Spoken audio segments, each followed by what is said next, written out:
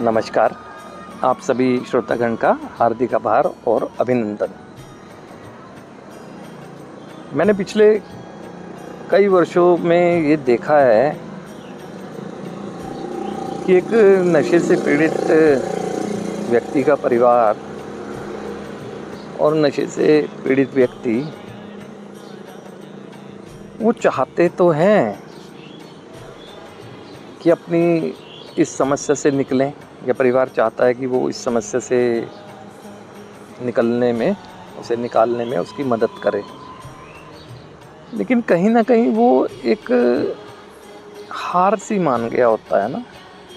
हार मान गया होता है क्योंकि जब मैं बात करता हूँ तो ये तो कहते हैं कि अपनी कोशिश कर रहे हैं, लेकिन हो ही नहीं रहा है। इससे ये भी बताते हैं कि जो भी कोशिश थी हमने करी, ग्रह खराब थे तो इसके पूजा पाठ, किसी ने बताया पूजा पाठ सब कराए, पंडित जी के पास गए, मौलवी जी के पास भी गए, कई जगह का इसे दर्शन करा लिए, कई जगह धार्मिक स्थानों पर ले गए इसे, है ना। जो जो कहा अनुष्ठान वो किया, या कई बार अपने शहर दूसरे शहर अच्छे से अच्छे डॉक्टर को भी दिखा लिया, सब चीज़ हो गई, साइकोलॉजिस्ट की भी काउंसलिंग करा ली, है ना। और भी कई साधन लगाए, कोई फ़ायदा ही नहीं हो रहा है। तो मुझे समझ आता है कि उनकी जो अब तक प्रयासों में असफलताएं आई हैं, उसकी वजह से उन्होंने हार स्वीकार कर ली है और मान लिया है कि इस समस्या का कोई समाधान नहीं है। अब जीवन भर इस समस्या के साथ ही संभव है कि रहना होगा। तो अगर ये परिवार सोच रहा है, या पीड़ित भी खुद सोच रहा है, तो उसके सोचने से, या कह देने से जो समाधान उपलब्ध हैं, जो लोग उस उपलब्ध साधन का, समाधान का इस्तेमाल कर अपने जीवन को बेहतर कर रहे हैं, वो बदल को ही जाएंगे। वो तो अपनी जगह सत्यता है ना। मैंने कई बार भी कहा, पिछली बार के वीडियो में भी कहा, कि जब परिवार के सदस्यों को हम समस्या से निकालना चाहते हैं, जो कि चाहते हैं,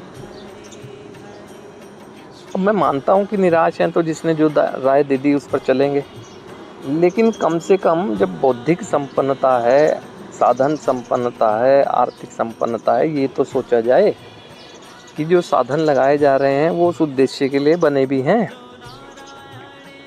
तंत्र मंत्र, धार्मिक अनुष्ठान, रीति रिवाज अच्छी बात है, ये विश्वास के भी हैं, मानसिक सुकून देते हैं, हमें अवसर देते हैं कि हम इस जन्म का आभार व्यक्त करें ईश्वरीय शक्ति पर, जिस पर हम विश्वास करते हैं। अच्छी बात है, कोई बुरी बात नहीं है उनको करना, लेकिन इस समस्या के समाधान में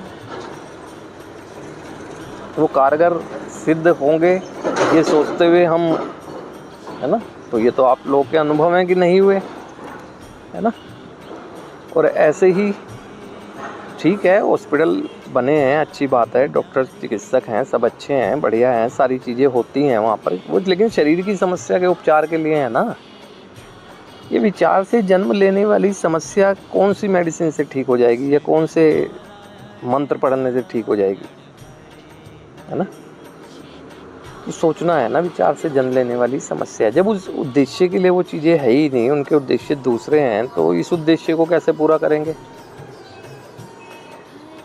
और जो समाज में उपलब्ध है इसी उद्देश्य के लिए, उसमें अपनी जागरूकता की कमी की वजह से परिवार पहले ही प्रश्न चिन्ह लगा देता है, तो प्रश्न चिन्ह लगाने से उसका अस्तित्व कोई खत्म हो गया उस समाधान का।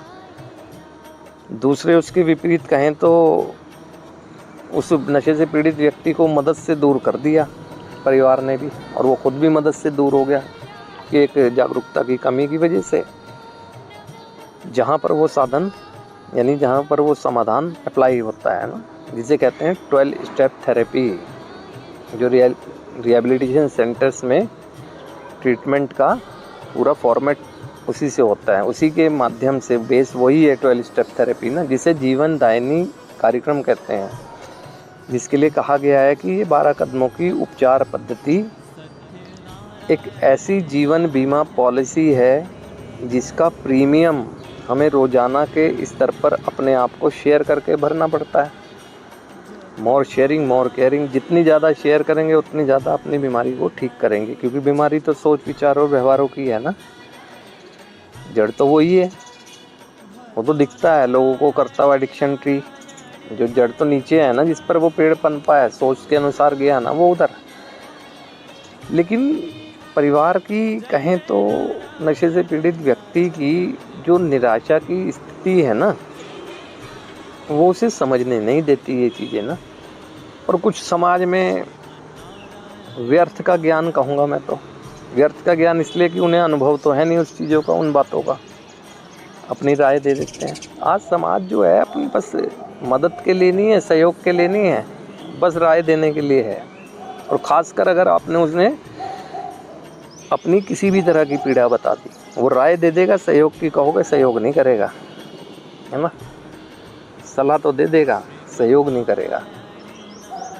किसी से अगर जिक्र भी कर दिया कि हम चाहते हैं कि सुना है रिहैबिलिटेशन सेंटर के माध्यम से मदद अच्छे से की जाती है, वहाँ पर पूरा एक स्ट्रक्चर तैयार है, और ऐसे कुछ भी अगर कहा, पहली राय है कि ना हमने वहाँ नहीं भेजना, वहाँ तो ये सुना है और ज़्यादा नशा करने वाला बनकर आएगा और चीज़ें सीख कर आ जाएगा। बैठे बैठे ही कह रहे हैं ना। क्यों? जो उपचार केंद्रों में लोग हैं वो वहीं उपचार केंद्र में कोई जन्म हुए उनके, वो तो समाज से आए हुए तो लोग हैं, उनसे ज़्यादा लोग तो समाज में हैं। तो वहाँ तो वो कोई जो सीखना था उसने सीख लिया, वहाँ तो कोई गलत ज़्यादा सीखा नहीं उसने। तो फिर बस अनुभव नहीं है, लेकिन प्रश्न चिन्ह लगाना है बस ना। अनुभव कोई नहीं है, बस प्रश्न चिन्ह लगाना है। या तो कोई अनुभव हो तब तो रिहैब पे कोई प्रश्न चिन्ह लगाए, है ना। जब अनुभव है नहीं, प्रश्न चिन्ह लगा देते हैं तो समस्या का समाधान होगा कैसे? समाधान से ही दूर ले जा रहे हैं ना, मदद से ही दूर ले जाते हैं ना, और अंत में समस्या के साथ बने हुए हैं। ज़िंदगी और अंधकार में जा रही है तो निराशा घेरे जा रही है। तो निराशा की स्थिति में आदमी को सकारात्मक सोचने की क्षमता ही समाप्त हो जाती है। तो मेरा चर्चा का विषय यही है, समस्या हमारे घर की है, हमारे घर का वो प्रियजन जो है, स्नेही व्यक्ति हमारा है। इस समस्या का समाधान कैसे हम करेंगे ये हमें सोचना है। और हमें अगर सारे बाहर के साधन में सफलता मिल गई है तो जो अंतिम विकल्प ही अगर दिख रहा है तो हम उस विकल्प को भी आजमाएंगे, उस विकल्प की तरफ भी बढ़ेंगे। वहाँ क्या होगा क्या नहीं होगा ये तो वहाँ का अनुभव जो हो जाएगा तब पता चलेगा। कम से कम ये तो नहीं होगा ना कि आंखों के सामने धीरे धीरे मृत्यु की तरफ बढ़ रहा है।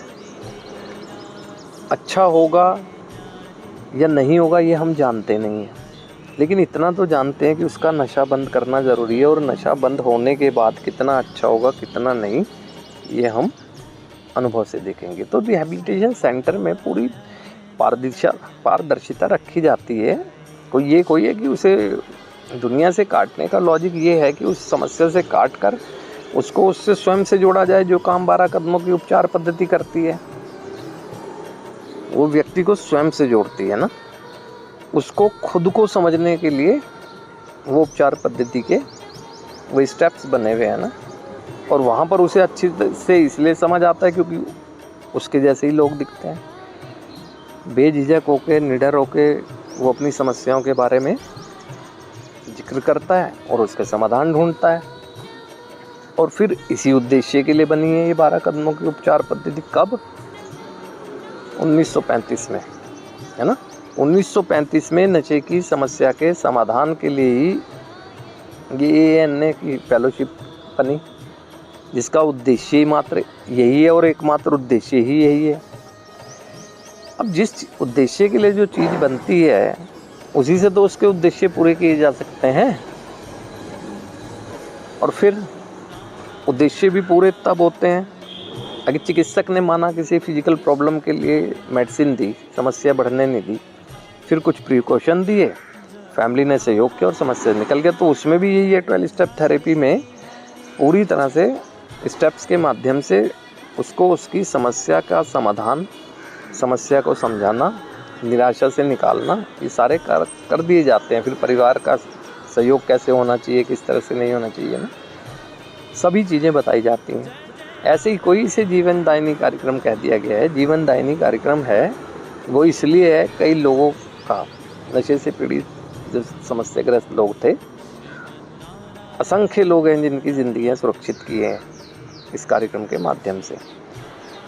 तो समाज की ठीक है, समाज मानते हैं कि बहुत सी चीज़ों में सहयोग करने में सक्षम होता है, लेकिन हर चीज़ में तो समाज भी सक्षम नहीं है। अगर इस नशेपन की समस्या में समाज अपने सुझाव सलाह देकर इस समस्या से किसी को भी निकाल सकता तो बाहर ही ना हो जाता समाधान, है ना। बाह्य साधन असफल रहे, सुझाव सफल रहे, तो इसलिए ध्यान देना चाहिए, है ना। निराश तो बिल्कुल होना ही नहीं है। निराशा में तो जो कह देगा, डूबते को तिनके का सहारा आप मानेंगे, फिर असफलता मिलेगी।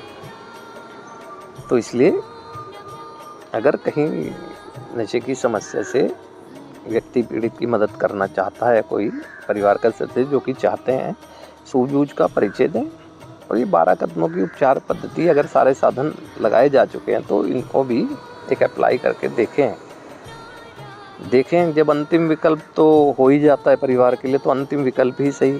कहते हैं ना कि विश्वास करना होगा। विश्वास करना चाहता हूँ, विश्वास हो रहा है या विश्वास कर रहा हूँ, शुरुआत करूँ ना, यही सोच के कर दूँ। कम से कम परिवार का सदस्य जिस पीड़ा में है उस पीड़ा से कुछ तो निकलने की तरफ बढ़ेगा। बस कुछ शुरुआत ही ज़रूरी होती है ना। तो इसी तरह से चर्चाओं के माध्यम से मैं आपके समक्ष आता रहूँगा, और कुछ चीज़ों की मैं श्रोतागण से क्षमा भी चाहता हूँ कि यदि कुछ कठोर और थोड़ा कड़वे शब्द बोल दिए गए हों तो उसके लिए क्षमा भी चाहता हूँ ना। ज़रूरी है, लेकिन अगर किसी बात को पहुँचाना चाहता हूँ तो कुछ शब्द हो जाते हैं ऐसे। आज के लिए आप सभी श्रोतागण का हार्दिक आभार, अभिनंदन।